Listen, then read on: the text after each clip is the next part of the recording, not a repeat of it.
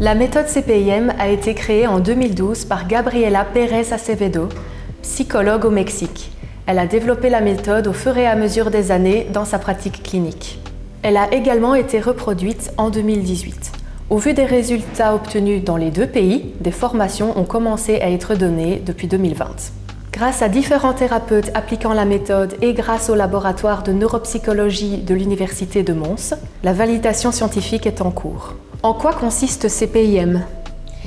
La méthode CPIM est une prise en charge nouvelle, brève et efficace sur les enfants ayant des difficultés de comportement, de gestion émotionnelle, d'attention, de concentration, des problèmes d'autonomie, des troubles intériorisés comme l'anxiété, les angoisses, toutes ceci ayant un impact sur l'estime de soi et la confiance de l'enfant.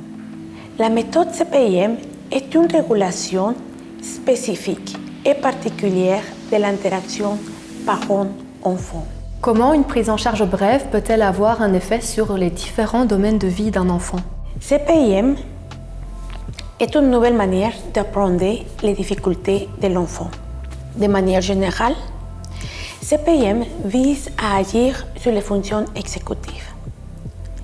Ce sont ces fonctions qui permettent à l'enfant de contrôler son comportement, ses émotions, ses pensées, de gérer ses capacités cognitives. CPIM peut amener des améliorations dans les apprentissages, dans la motivation, l'attention, la concentration, l'autonomie à la maison ou à l'extérieur, ayant un impact sur l'estime et la confiance de l'enfant.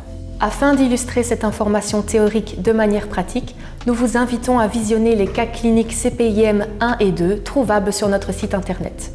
La prise en charge CPIM se suffit-elle à elle-même? Pour certains enfants, une prise en charge CPIM peut suffire pour traiter les différentes problématiques. Pour d'autres, elle peut être complétée par des prises en charge appliquées en neuropsychologie, psychologie, psychomotricité, logopédie, etc. Comment CPIM agit-elle sur les fonctions exécutives? Les fonctions exécutives sont localisées dans le cortex préfrontal. Cette partie du cerveau étant la dernière à maturer. Cette maturation tardive et prolongée le rend malléable à l'environnement. Dès lors, pour que cette partie du cerveau soit développée et donc les fonctions exécutives qui s'y trouvent, il faut les stimuler. Et comment les stimuler? Selon la littérature scientifique, différents facteurs interviennent dans le développement de ce cortex préfrontal. Parmi ces facteurs, il y a un très important, l'interaction parent-enfant, qui expliquerait les différences interindividuelles dans le développement des fonctions exécutives.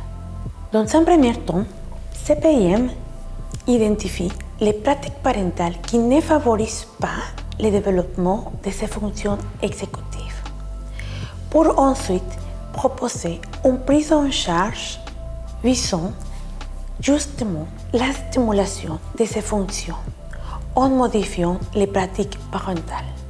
Nous vous invitons enfin à parcourir notre site internet afin de découvrir la page Témoignages des parents ainsi que celle des thérapeutes qui soutiennent le contenu de cette vidéo en détaillant certains aspects.